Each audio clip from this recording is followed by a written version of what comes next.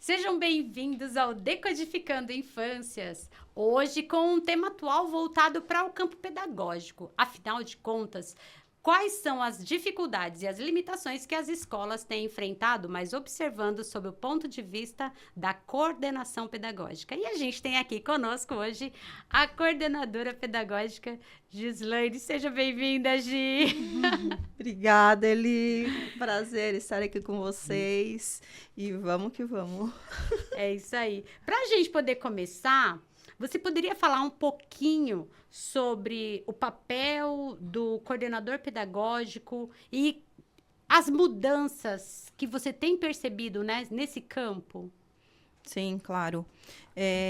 O papel do coordenador pedagógico dentro da instituição de ensino é sempre estar atento a tudo que acontece ali dentro.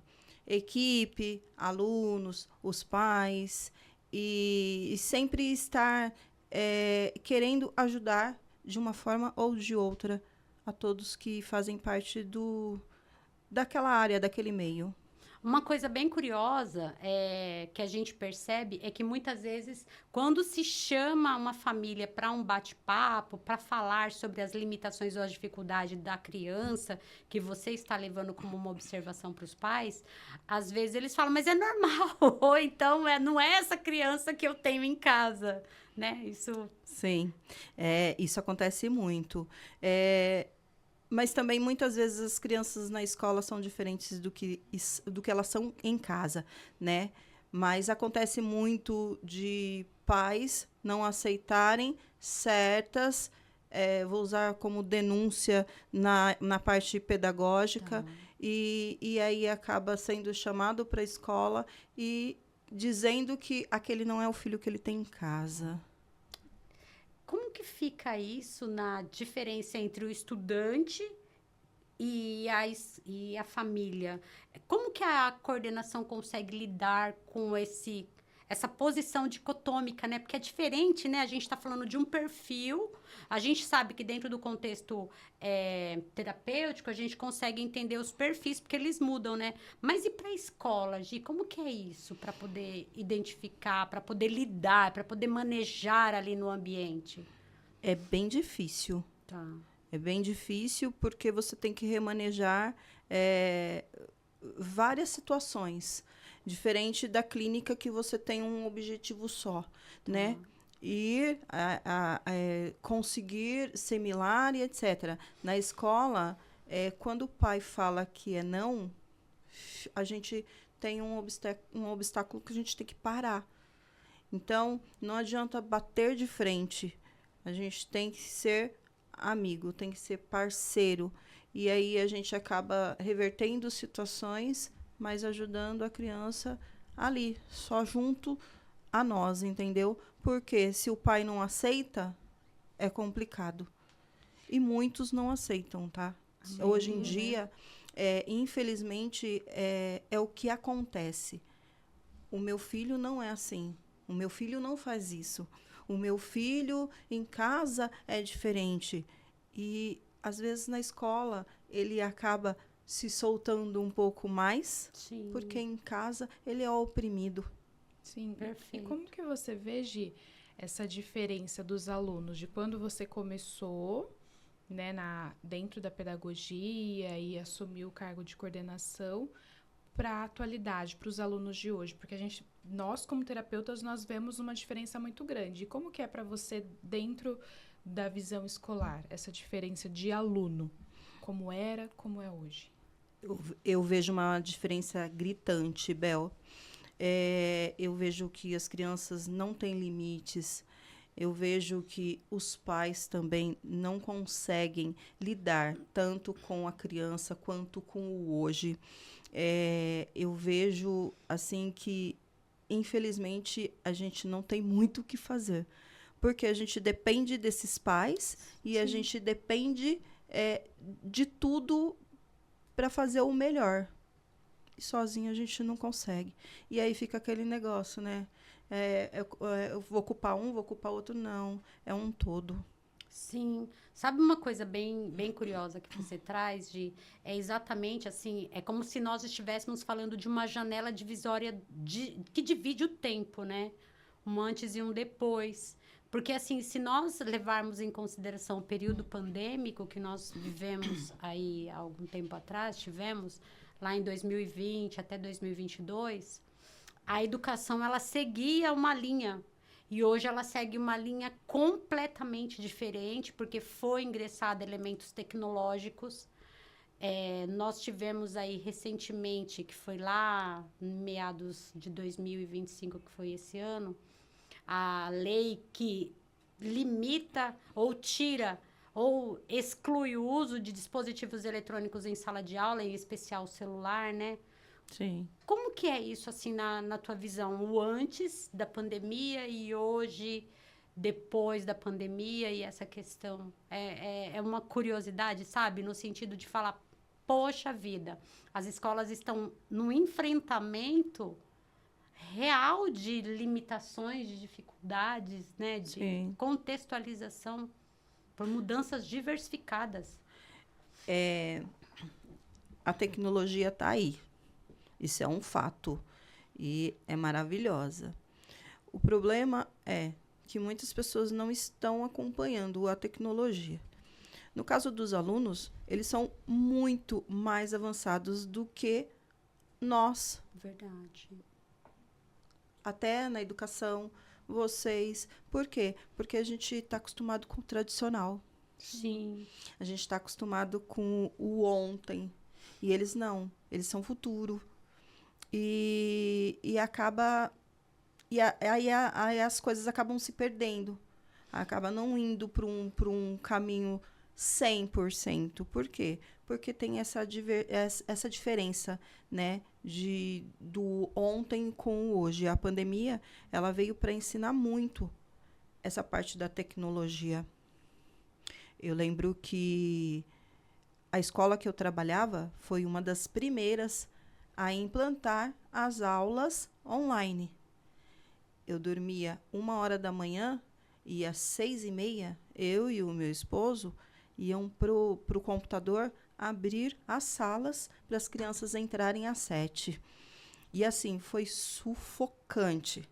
Mas aconteceu. Sim. E ainda tem aquela condição que, como é tudo muito novo, Sim. você tem que engolir goela abaixo, Sim. né? E ainda Sim. aprender e ensinar, Exatamente. né? Para os professores, no caso, né? E aí, no caso, o que acontecia? Tava todo mundo despreparado. Sim. Não existia preparação para nada. Foi assim, da noite para o dia, você tem que dar a sua aula. E foi muito difícil, tanto para a parte da gestão, quanto para a parte do aluno e principalmente para os pais. Por quê? Qual é a criança que com 7 anos fica na frente de uma televisão assistindo uma aula? Muito difícil. Eu via a criança pulando, eu via a babá cuidando, eu via a mãe xingando, eu via gente passando sem roupa atrás da tela. Gente, a gente viu várias cenas que, assim, hoje já seria diferente. Sim. Se existisse uma pandemia hoje, a situação seria bem diferente. E, assim, a tecnologia está aí, a gente só precisa focar um pouquinho mais para poder acompanhá-la. Nessa questão da tecnologia, a gente percebe muito as crianças mais dispersas, né?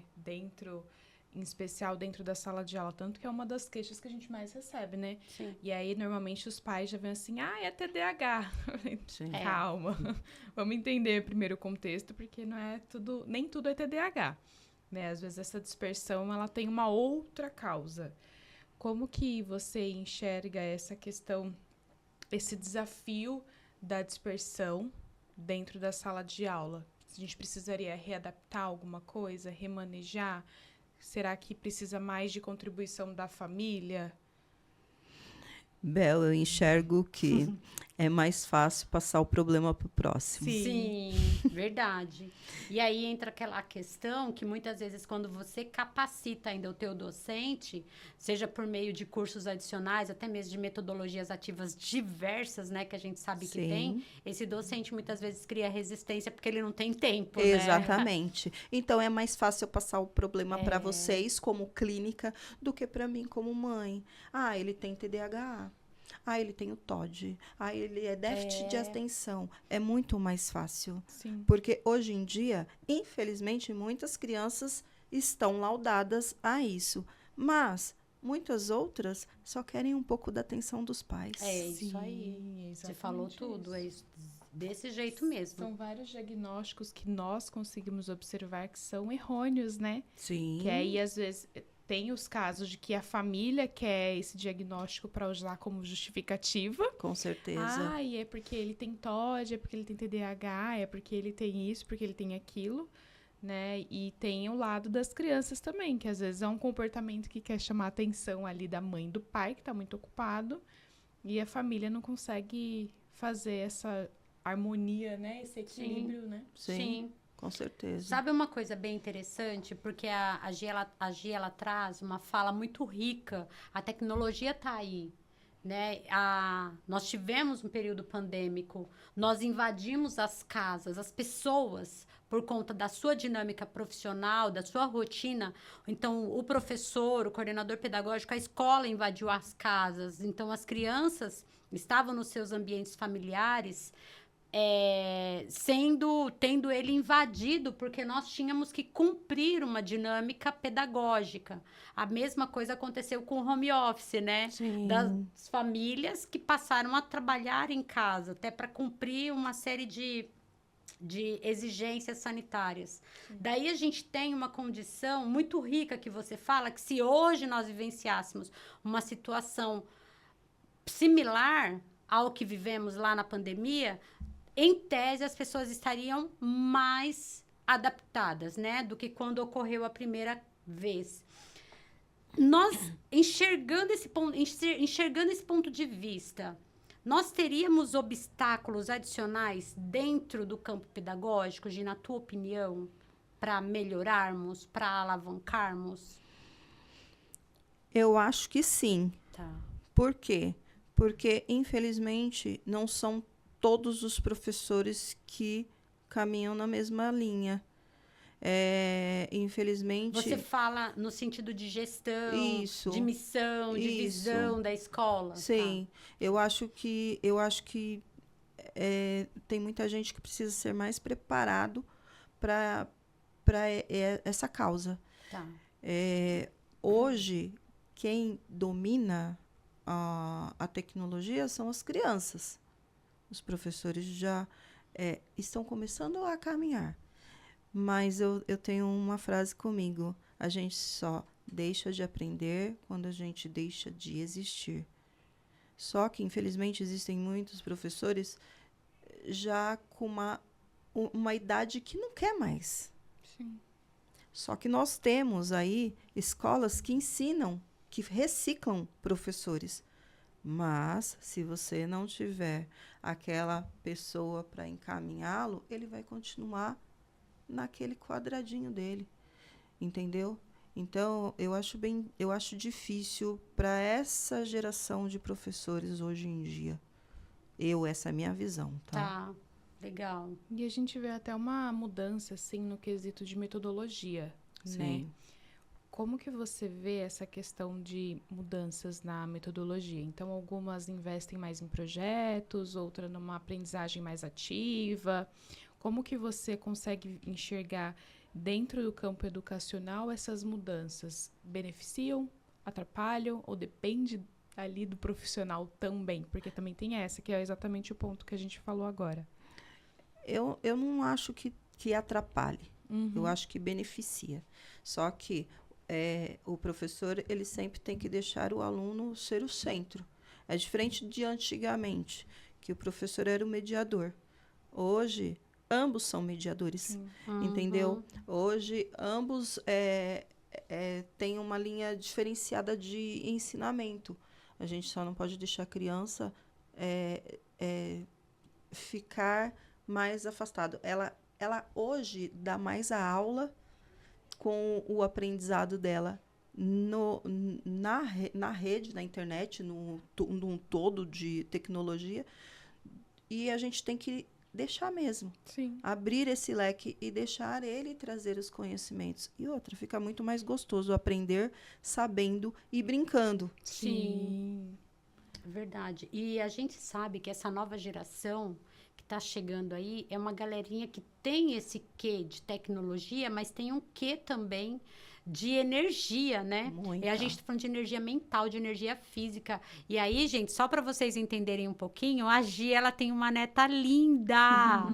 E ela é muito gostosa. Então, assim, pensando nela como bebê e já na escola, é a pergunta que eu vou direcionar. Como que você vê a escola daqui a 10 anos? Porque, assim, a gente está falando de crianças que estão antenadas na tecnologia, que elas possuem uma pegada que você fala assim, gente, como assim? Acabou de nascer e tá Né? fazendo isso? Eu vejo a escola daqui 10 anos tecnologia pura, 100%. A gente brinca em casa sobre a família dos Jacksons. Vocês lembram dos Sim, Jackson? sim. A Bel não lembra. Acho que não. A gente finge que sim. Ela é novinha. E a gente comenta muito sobre coisas que nós assistíamos no desenho e que hoje acontecem. Sim, verdade. A única coisa que eu não vi ainda, Gislaine, foram carros flutuantes.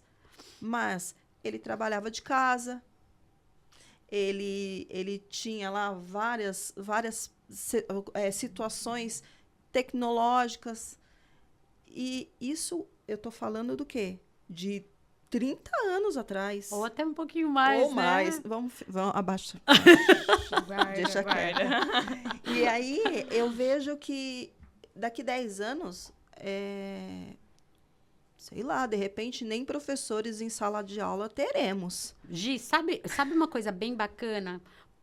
Porque eu trago, e você enriquece essa fala, sabe? No sentido de falar assim, olha, já existem condições e programas sendo desenvolvidos Sim. por chineses, pela Rússia, pela Índia, são pequenas startups, tá? Aqui no Brasil eu não tenho conhecimento. Nos Estados Unidos, em que se fala de holograma. Então, se tem o holograma, e esse holograma, ele aparece, obviamente, a pessoa ela vai fazer uma persona e perguntará, o que você quer aprender hoje, Gi? E a Gi vai falar, olha, eu quero aprender sobre ciências e vou exemplificar aqui, corpo humano ou vegetais. E ela vai dar uma aula sobre todo esse conteúdo, exemplificando e explicando com uma clareza que você fala assim, meu Deus! Né? E quem vai se usufruir de tudo isso, né? Essa geração nova aí que tá chegando. Por isso que eu falo. A tecnologia, ela só tende a crescer. Por isso que eu acho que daqui 10 anos, 10, 15, 20 anos, pode ser que nem exista mais o mestre em sala de aula. Sim. Que conselho você daria para os professores que estão aí resistentes ou com dificuldades nessa geração tecnológica e adaptações e afins? Olha, Essa é difícil. Conselho é complicado, mas assim, não parar de estudar, estar junto a todo momento no crescimento que é essa geração. Os alunos precisam da gente hoje em várias situações e a gente não pode ficar para trás. A gente tem que, pelo menos, tentar caminhar junto. Então, não parar de estudar.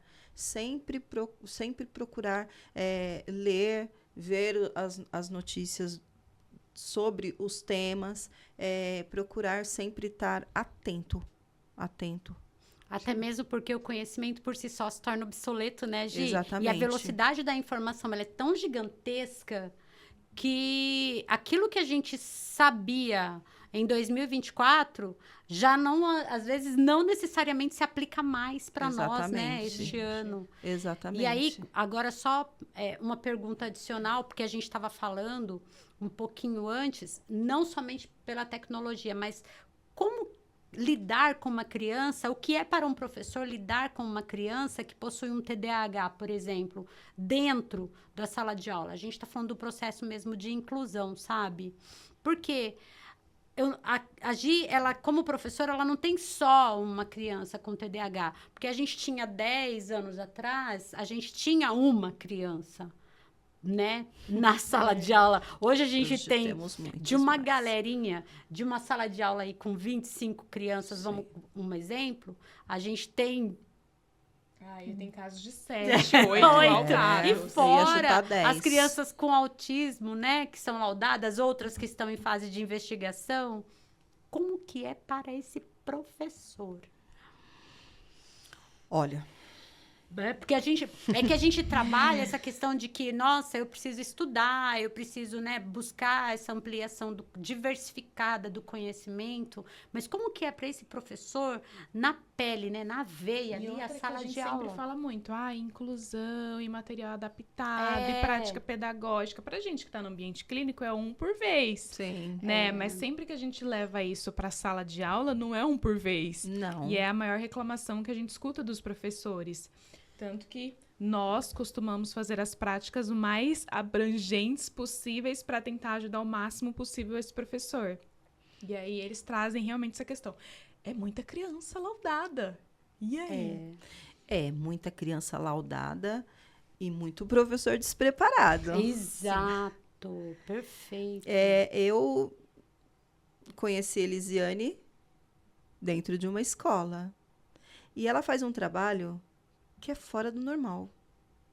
As palestras, os encontros, as conversas. E esses momentos que eu tinha com ela, eu aprendia muito. Eu, Gislaine. Então, eu acho que se cada escola tivesse o privilégio de ter uma pessoa que é do meio igual a vocês, seria muito mais fácil. Sim. Porque o professor não está preparado para lidar nem com um. Sim, Isso é verdade. Nós estudamos um magistério e uma pedagogia. verdade. Nós não estudamos o que vocês estudaram. Uhum. Então, se cada escola tivesse essa preocupação de convidar pessoas selecionadas que entendessem do TDAH, do TOD e etc., da inclusão no geral, Uhum. eu acho que seria muito mais fácil para o professor lidar com 1, 2, 3, 4, 10, 15 alunos em sala de aula. É um desafio gigantesco, Exatamente. né, para o professor. E sabe uma coisa bem interessante, Gi, que você traz no enriquecimento da tua fala, de maneira complementar?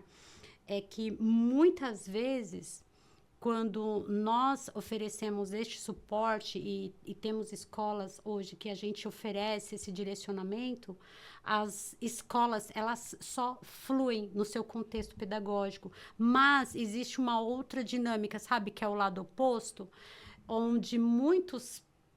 eu vou falar da direção, propriamente dita, que quer que o professor saiba lidar, por exemplo, com uma criança que é disléxica. Não existe isso. Como que esse professor vai identificar um outro que possui discalculia? Olha, o que o meu professor pode fazer para identificar se é, de fato, um TDAH do tipo desatento ou se é uma falta de condição orgânica, por exemplo, uma deficiência na vitamina B12 que essa criança tem. Então, assim, eu falei, ei, escola, qual é a sua função primária? Sabe? Então, assim, é entender os posicionamentos. Então, a escola precisa entender aqui eu me presto. Sim. Então, eu me presto no contexto social da interação e de socializar por meio do todo, quando eu olho para esse todo no contexto fora de casa, para falar que eu estou numa posição média, mas já observando o macro social, né? Porque daqui a algum Sim. tempo essa criança vai se tornar uma adulta e vai trabalhar, vai para o mercado de Exatamente. trabalho. Mas como que é ele dentro da escola? Como que é ele dentro da sala de aula? Atende regras, segue combinados, executa, entende, interpreta, realiza, reconhece? Quais são essas limitações? E os professores, às vezes, não estão aptos para perceber essa dinâmica limitadora, né? E aí é que vira o conflito, né? Exatamente. Aí vira um conflito, porque é o que eu digo, não tem tanta preparação. Se ele estuda, se ele não deixa de estudar e de aprender, ele vai até conseguir ter algumas ações diferenciadas dentro da sala de aula dele. Mas se ele parou com o tempo, ele não vai ter esse feeling de ajudar o seu aluno. E se a escola não tem esse profissional para ajudar o professor e o aluno, aí não tem muito o que fazer. Vai virar aquilo de mais um aluno, mais um diferente, mais um problema, que vai né? ficar ali, problema. Vai ficar, deixa ele ali. Ele não quer fazer? Deixa ele lá. Não é assim. Ele tem que interagir, ele tem que estar junto com o meio, ele tem que fazer. Não existe isso. Porque ele é especial, ele não precisa fazer. Ele tem que estar no meio. Ele tem que fazer amizade, ele tem que comer, ele tem que escrever, ele tem que estudar. Ele tem. Mas se a escola não tiver alguns auxílios... E aí a gente até chama esse auxílio primário de união colaborativa com a família, Exatamente, né? exatamente. Porque antigamente as famílias eram mais parceiras das escolas, né? Eu não sei se isso é uma perspectiva equivocada da minha parte hoje, mas eu tenho a impressão de que as famílias elas se ausentaram um pouco desse contexto escolar, atribuindo ou transferindo partes significativas de suas responsabilidades primárias, né? Eu vejo que as famílias trabalham muito, muito. Chega em casa, continua trabalhando. Chega em casa, não tem aquele... Opa, peraí, 10 minutos com meu filho é o suficiente. Isso eu estudei. 10 minutos com o seu filho é o suficiente para ele ficar bem. Só que não existe isso. Regulação emocional, né? A mãe vai fazer comida, o pai vai assistir um jornal, a criança continua lá. É um ser. Entendeu? E até mesmo com a gente. Se a gente não se policiar, a gente continua fazendo o mesmo que o outro lá fora está fazendo, entendeu? E infelizmente é o que a gente vê hoje. Famílias sendo paradas, né, no tempo. Sim. É a gente tornar em nós o nosso próprio observador, né? Sim. Se projetar na mudança que eu quero a Sim. partir de nós mesmos, né? Sim. Porque a base de uma sociedade bem construída é uma família bem construída, né? Desenvolvida ali com amor, com afeto, né, Isa? Mas a gente percebe que essa dinâmica, ela tá tão acelerada que as pessoas acabam se esquecendo dos vínculos que elas construíram lá atrás, né? Com certeza. E as pessoas também, elas estão mudando um pouco, né? Elas não estão querendo criar mais essa responsabilidade. Tanto que, hoje em dia, o número de adoções de pet são muito maiores do que de crianças. uma criança Sim. sendo gerada, como está acontecendo com Sim. você. As pessoas estão mudando. Elas estão preferindo ser pais de pet Sim. do que de um filho que vem do seu ventre. Sim. Por quê? São responsabilidades diferentes. O filho você tem para o resto da sua vida, até quando Deus quer, né? E o pet, no máximo, até 12, 13, 14 anos. Então, tem uma diferença muito louca aí, né? Sim. Então, assim, a gente vê que a sociedade, no macro, a escola em nível intermediário, vou colocar nessa forma, e a família como base, a gente percebe que o berço da nossa sociedade na construção familiar, ela está extremamente frágil, né? Bem, extremamente frágil. Essa é a palavra. E quando a escola chama essa família para um adendo, uma conversa, um bate-papo, ou até mesmo entender os motivos da limitação daquela criança, vem a negação, né? Muitas vezes por parte da família, esse não é meu filho, você está Exatamente. equivocada. Ele só né? faz aqui. Ele só faz É aqui. só assim. Aqui ele é assim, sim. mas lá em casa ele não Sim. é. É sempre, assim, é sempre a negação, né? Sempre. Gi, para a gente finalizar, o que você acredita que na educação não poderia mudar? Tem alguma coisa que você fala assim, olha, isso daqui dentro do campo educacional tinha que se manter sem mudanças? Eu sou muito coração. Fantástico. E eu acho que o carisma de todos perante o aluno Sim. e até mesmo pais nunca deveria mudar. Perfeito. Eu acho que a porta se fecha e ali dentro deve continuar sendo quem você transmite que você é para os seus pais e para os seus alunos. Entendeu? Então, eu acho que dentro de uma escola, o que não pode mudar é a transparência, o carisma, a dedicação, a união e Valores, né? valores, perspectiva de vida. Isso nunca deveria mudar dentro de uma instituição, de uma instituição. Nunca, nunca. Mas tem aqueles que vendem o que não se faz. Sim. Então, eu, Gislaine, sou muito coração. Acho que por isso que eu sou uma coordenadora mole, né? E eu vou levar isso para o resto da minha vida. E o que é mais gostoso, o que eu planto, eu colho com satisfação. Você falou da minha neta. Eu fui conhecer algumas escolas e em todas as escolas que eu fui, eu tinha uma semente ali dentro. Que delícia. Gente, é a coisa mais maravilhosa do mundo. É gratificante, né? Você saber que você pegou no pé, sim, tem que ser. Você fez acontecer, você teve uma ira, teve uma desavença, qualquer coisa parecida, mas você plantou uma sementinha que a pessoa, quando te olha, o olho chega a brilhar e falar, você vai trabalhar aqui? Não vou trabalhar aqui.